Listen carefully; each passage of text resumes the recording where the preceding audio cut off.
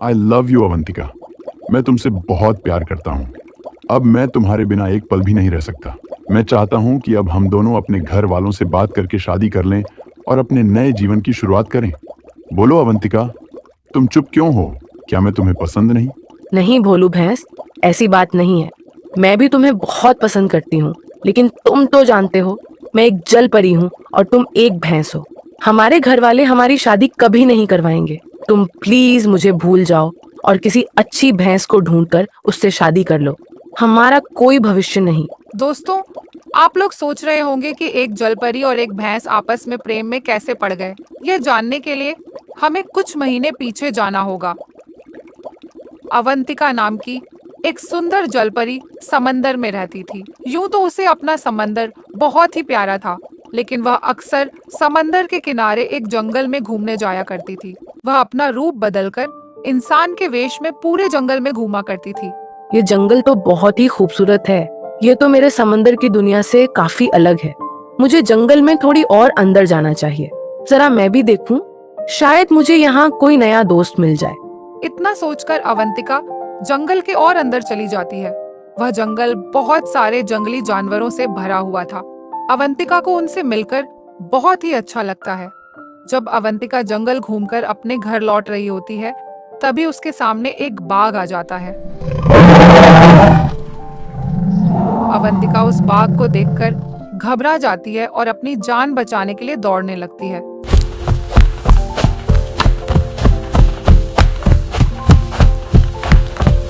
तभी वहां एक भैंस आ जाता है और वह अवंतिका की जान बचा लेता है।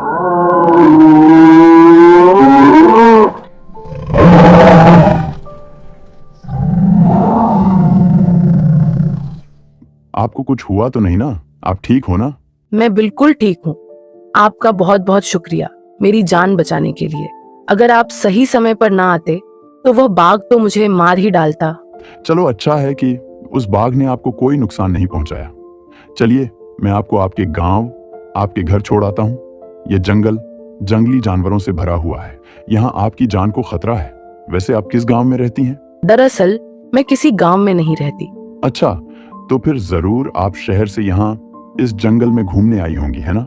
दरअसल मैं कोई इंसान नहीं हूँ। मैं तो एक जल परी हूँ जो इस जंगल से दूर एक समंदर में रहती हूँ। मैं तो बस यहाँ घूमने आई थी। अवंतिका की बात को सुनकर भोलू भैंस एक पल के लिए चौंक गया। उसने कभी सोचा भी नहीं था कि वह जिस लड़की की मदद कर रहा है वह असल में एक जलपरी है। लेकिन फिर भी भोलू ने अपने आप को संभाला और मुस्कुराते हुए कहा, मैंने तो बस कहानियों में जल परियों के बारे में सुना था। मैं तो सोचता था कि जल परियां सिर्फ कहानियों में होती होंगी, लेकिन आज तो आपसे मिलकर मुझे बड़ा अच्छा लगा। आपका समंदर तो बड़ा खूबसूरत होगा ना? दोनों बात कर ही रहे होते हैं, तभी बाघ की आवाज फिर से आती है।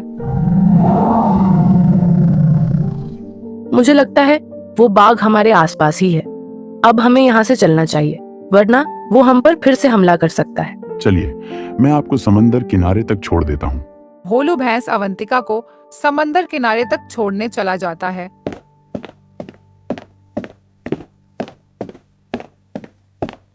थैंक यू सो मच भोलू। आज जो तुमने मेरे लिए किया मैं वो कभी नहीं भूलूंगी। तुम्हारा बहुत बहुत शुक्रिया। मैं तुमसे मिलने दोबारा जरूर आऊंगी। अभी मैं चलती हूँ। इतना कहकर अवंतिका वहां से अपने समंदर में चली जाती है। भोलू को पहली ही नजर में अवंतिका जलपरी पसंद आ गई थी। वह अवंतिका की यादों को लेकर वहां से चला जाता है और कुछ दिन ऐसे ही बीतते हैं। बहुत दिन हो गए। अवंतिका जलपरी ने कहा था कि वो मुझसे मिलने दोबारा आएगी। अब तो कितने दिन हो गए। लगता है वो मुझे भूल गई होगी। भूलेगी भी क्यों नहीं? मैं इतना काला कलूटा और वो इतनी गोरी चिट्टी। भोलू भैंस अवंतिका को याद करते करते समंदर के किनारे चला जाता है और वहां बैठकर उसका इंतजार करता है। इंतजार करते करते शाम होने लगती है। लगता है अवंतिका मुझे सच में भूल गई। लगता है अब वो मुझसे मिलने कभी नहीं आएगी। भोलू ऐसा सोचकर वहां से जाने लगता है, तभी अवंतिका की आवाज आती है। सुनो भोलू, मैं तुमसे मिलने आ गई। सॉरी मैंने तुम्हें इतना इंतजार करवाया। तुम्हें देखकर मुझे बहुत खुशी हुई अवंतिका। चलो, मैं तुम्हें इस जंगल की सबसे खूबसूरत जगह ले चलता हूँ। वहां जाकर तुम बहुत खुश हो जाओगी। भोलू भैंस अवंतिका को एक सुंदर से झरने के पास ले जाता है।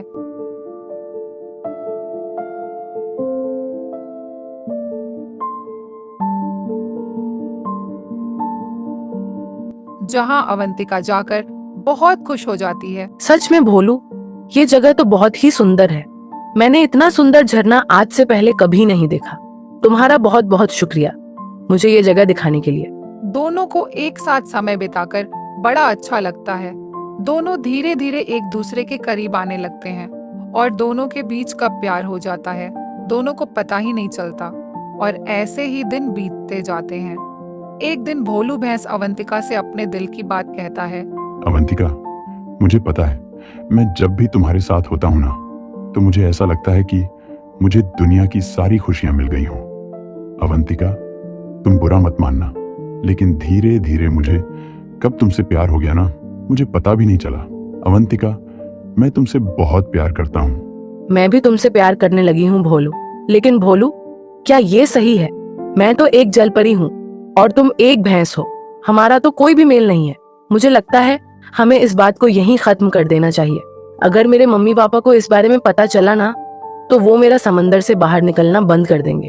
अवंतिका, तुम घबराओ मत। प्यार करना कोई बुरी बात थोड़ी है। मैं हूं ना तुम्हारे साथ। मैं करूंगा तुम्हारे मम्मी पापा से बात, और हम दोनों एक दूसरे से शादी भी करेंगे। तुम बस मेरा साथ मत छोड़ना, बाकी सब मैं देख लूंगा। फिर क्या था, भोलू भैंस अवंतिका के घर वालों से बात करने समंदर के अंदर आ जाता है।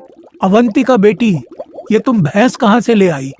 माना कि तुम्हें समंदर की बाहरी दुनिया बहुत पसंद है, लेकिन इसका मतलब ये नहीं कि तुम गाय भैंस उठाकर यहाँ ले आओ। पापा, इसका नाम भोलू है। ये समंदर के किनारे जंगल में रहता है और मैं इसे पसंद करती हूँ। इसने एक बार एक बाघ से मेरी जान बचाई थी। तब से मैं इसे अपना दिल दे बैठी। हम दोनों एक दूसरे से शादी करना चाहते हैं पापा। ये सब तुम क्या कह रही हो बेटी? कहीं तुम मुझसे कोई मजाक तो नहीं कर रही हो? अगर ये मजाक है तो मुझे ये मजाक बिल्कुल पसंद नहीं आया। और अभी के अभी इस भैंस को यहाँ से बाहर करो। पता नहीं कब ये हमारे घर में गोबर कर दे। बस बहुत हुआ, आपने मेरी बहुत बेइज्जती कर ली। अब और नहीं। आप अवंतिका के पापा हो, इसीलिए मैं तब से चुप था। लेकिन अब नहीं। आप एक बात कान खोलकर सुन लीजिए। मैं और अवंतिका एक दूसरे से बहुत प्यार करते हैं और हम एक दूसरे से शादी भी करने वाले हैं। अगर आप अपनी बेटी की खुशी चाहते हो तो ये शादी होने दीजिएगा, वरना मैं समझूंगा कि आप अपनी औलाद से प्यार नहीं करते। इतना कहकर भोलू वहां से चला जाता है। भोलू, तुमने ये क्या किया? तुमने तो बात को और बिगाड़ दिया। तुम पापा से प्यार से भी तो बात कर सकते थे ना। वो खुशी खुशी मान जाते, लेकिन तुमने बात को और बिगाड़ दिया। तो और मैं क्या करता? अवंतिका, तुमने सुना नहीं कि वो मेरे बारे में क्या क्या कह रहे थे? और फिर वो गोबर वाली बात। इसीलिए मुझे गुस्सा आया और मैंने उन्हें वो सब कह दिया। मुझे माफ कर दो अवंतिका। काश हम दोनों एक दूसरे से कभी ना मिले होते तो आज ये दिन ना आता। तुम ऐसे मत बोलो भोलू। अगर तुम उस दिन मुझे ना मिले होते तो वो बाघ मुझे कब का खा लेता। मैं तो सिर्फ और सिर्फ तुमसे ही शादी करूंगी। भोलू और अवंतिका आपस में बातें कर ही रहे होते हैं, तभी अवंतिका के पापा वहां आ जाते हैं। तुम दोनों की सारी बात मैंने सुन ली है। मैं सोचता था मेरी बेटी को मुझसे ज्यादा कोई प्यार नहीं कर सकता, लेकिन मैं गलत था। भोलू तुमसे सच्चे दिल से प्यार करता है। अवंतिका बेटी, तुम्हारे लिए ऐसा जीवन साथी तो मैं कभी नहीं ढूंढ पाऊंगा। मैं चाहता हूँ तुम दोनों इस प्यार को एक नया नाम दो और एक दूसरे से शादी कर लो। अवंतिका के पिता दोनों की शादी खूब धूमधाम से करवाते हैं।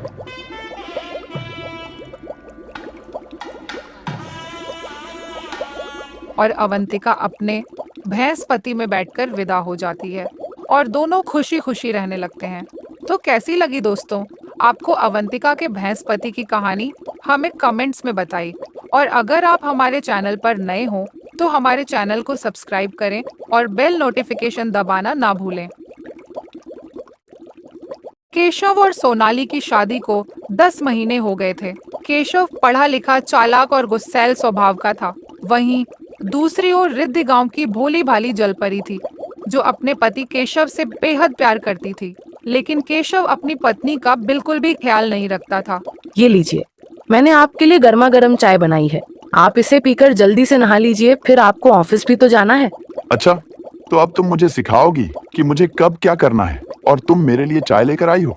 तुम्हें पता नहीं है क्या कि मैं चाय नहीं कॉफी पीता हूँ? क्यों तुम सुबह सुबह मेरा मूड खराब करने पर तुली हुई हो? मुझे माफ कर दीजिए। वो क्या है ना कि कॉफी पाउडर खत्म हो गया था, इसलिए मैंने आज आपके लिए मसाला चाय ही बना दी। तेरी इतनी हिम्मत कि तू मुझे उल्टा जवाब देती है।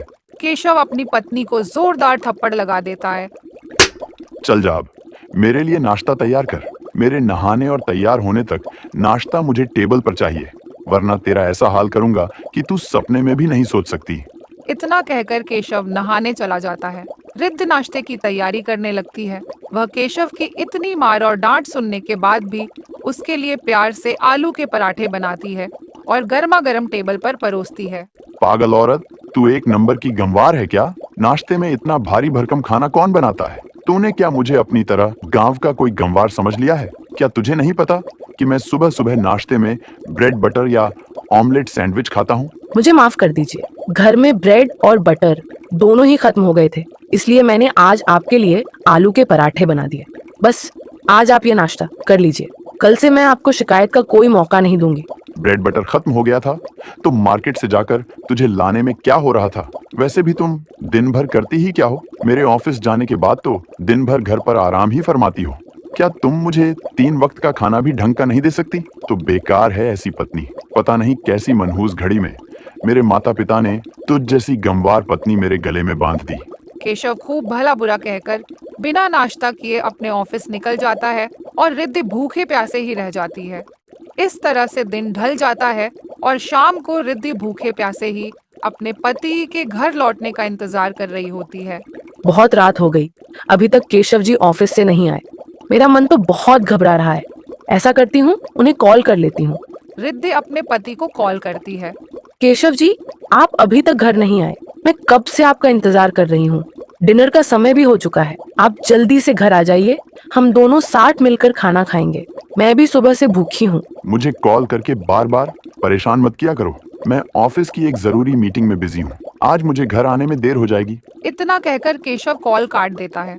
रिद्धि बेचारी भूखी प्यासी ही रह जाती है और दूसरी ओर केशव क्लब में एक खूबसूरत जलपरी के साथ मजे कर रहा था। क्या बात है केशव बेबी, तुम झूठ तो बड़ा अच्छा बोल लेते हो अपनी बीवी से। वैसे तुम्हारी गंवार बीवी बहुत ही भोली है, तुम्हारी बात कितनी आसानी से मान भी लेती है। अब क्या करूं सनाया डार्लिंग, तुम्हारे लिए इतना झूठ तो बोलना ही पड़ेगा, वरना हम दोनों एक साथ मजे कैसे करेंगे? केशव का अफेयर उसके ऑफिस की एक जलपरी सनाया जलपरी से था। बेचारी रिद्धि इस बात से अनजान थी। रात के 2 बजे केशव घर लौटता है। केशव जी, आप घर आ गए। आप हाथ मुंह धो लीजिए, मैं आपके लिए खाना लगा देती हूँ। मैंने अपने दोस्तों के साथ ऑफिस की मीटिंग के बाद डिनर कर लिया था। मुझे बहुत नींद आ रही है, अब मैं सोने जा रहा हूँ। कल सुबह मुझे जल्दी मत उठाना। इतना कहकर केशव सोने चला जाता है और बेचारी रिद्धि भूखी ही रह जाती है। केशव हमेशा ही ऐसा करता। छुट्टी वाले दिन भी वह कुछ न कुछ बहाना बनाकर अपनी गर्लफ्रेंड सनाया से मिलने चला जाता और बेचारी रिद्धि अपने पति के साथ समय बिताने के लिए तरसती रहती। केशव बेबी, तुमने मुझे बड़े दिनों से शॉपिंग नहीं करवाई। चलो ना, आज मुझे शॉपिंग के लिए ले चलो। मैंने सुना है इस समंदर में सबसे बड़ा मॉल खुला है, जहाँ पर लड़कियों के लिए ड्रेस का बहुत अच्छा कलेक्शन आया हुआ है। हाँ बेबी, चलो ना। तुम्हें जितनी शॉपिंग करनी है कर लेना। आखिर मैं कमाता किसके लिए हूँ? तुम पर ही लुटाने के लिए ना। केशव अपना समय और पैसा दोनों सनाया जलपरी पर लुटाता था।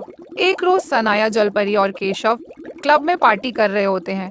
वैसे तो केशव जल्दी ड्रिंक नहीं करता था, लेकिन सनाया ने आज उसे खूब सारा ड्रिंक करवा दिया था। केशव शराब के नशे में अपने घर पहुंचता है। आज अचानक इतना ड्रिंक करने की वजह से उसकी तबीयत खराब हो जाती है, जिसकी वजह से वह कुछ दिन ऑफिस नहीं जा पाता। उन दिनों रिद्धि केशव का खूब ध्यान रखती है, जिससे धीरे धीरे केशव का दिल रिद्धि के लिए पिघलने लगता है। मैंने तुम्हें इतना भला बुरा कहा और तो और तुम पर हाथ भी उठाया। तुम्हारी कभी केयर नहीं की, फिर भी तुम मेरे लिए इतना सब कुछ करती रही, और अब तबीयत खराब होने पर मेरा इतना ध्यान रख रही हो। केशव जी, आप जैसे भी हो, आप मेरे पति हो, और एक पत्नी का कर्तव्य होता है कि वह अपने पति के हर सुख दुख में उसका साथ दे। मैं तो बस अपना फर्ज निभा रही हूँ। रिद्धि के मुंह से ये सब सुनकर केशव का दिल पूरी तरह पिघल जाता है और उसे अपनी गलती का एहसास हो जाता है। कुछ दिनों के बाद जब वह ऑफिस जाता है, देखो सनाया, मुझसे बहुत बड़ी गलती हो गई कि शादीशुदा होते हुए भी मैंने तुमसे रिश्ता रखा। बस अब मैं चाहता हूँ कि हम ये रिश्ता यहीं खत्म कर दें और अपनी जिंदगी में आगे बढ़ें। मैं जानती थी केशव, तुम एक दिन मुझे अपनी गंवार जाहिल पत्नी के लिए जरूर छोड़ दोगे। तुम्हें क्या लगा था कि मैं तुमसे प्यार करती हूँ? मैं तो बस तुम्हारे पैसों पर ऐश कर रही थी। वैसे भी तुम मेरी जिंदगी में रहो या न रहो, मुझे इस बात से कोई फर्क नहीं पड़ता। मेरे और भी बॉयफ्रेंड्स हैं, उनके साथ मैं खूब मजे करती हूँ। चलो अब जाओ यहाँ से, मुझे अपनी मनहूस शक्ल दोबारा मत दिखाना। देर से ही सही, लेकिन मुझे तुम्हारा असली चेहरा तो दिखा। भगवान का लाख लाख शुक्र है। तुम्हारी जैसी बिगड़ी जलपरी 10 लड़कों के साथ सोने वाली जलपरी से तो अच्छी मेरी पत्नी है। मैं ही बेवकूफ था जो उसकी जैसी संस्कारी जलपरी को छोड़कर तुम्हारी जैसी बिगड़ी हुई जलपरी के साथ था। लेकिन अब और नहीं, आज के बाद तेरा मेरा कोई रिश्ता नहीं। केशव ने अपनी गलती सुधार ली थी। वह घर जाते वक्त अपनी पत्नी रिद्धि के लिए एक गिफ्ट लेकर जाता है और उससे अपनी सारी गलतियों की माफी भी मांगता है। मुझे माफ कर दो रिद्धि, मैंने तुम्हारे साथ बहुत बुरा किया, लेकिन अब मैं जान चुका हूँ कि तुम ही मेरे लिए बेस्ट हो। आज के बाद मैं तुम पर कभी गुस्सा नहीं करूंगा। जैसे आज तक तुम मेरा ख्याल रखती आई हो, वैसे मैं भी तुम्हारा ख्याल रखूंगा। हर सुख दुख में तुम्हारे साथ रहूंगा। और सबसे बड़ी बात, मैं तुमसे कभी झूठ नहीं बोलूंगा और न ही कभी किसी पराई जलपरी की तरफ आंख उठाकर देखूंगा। मुझे माफ कर दो रिद्धि, मुझे अपनी गलतियां सुधारने का बस एक मौका दो। नहीं केशव जी, आप प्लीज मुझसे माफी मत मांगिए। मुझे अपने प्यार पर पूरा विश्वास था कि एक न एक दिन आप मेरे प्यार को जरूर समझोगे, और वो दिन आ गया। मैं बता नहीं सकती कि मैं आज आपको पूरी तरह पाकर कितनी खुश हूँ। उस दिन के बाद से दोनों पति पत्नी खुशी खुशी रहने लगते हैं। तो कैसी लगी दोस्तों आपको ये कहानी? हमें कमेंट्स में बताइए। और अगर आप हमारे चैनल पर नए हैं तो हमारे चैनल को सब्सक्राइब करें और बेल नोटिफिकेशन दबाना ना भूलें।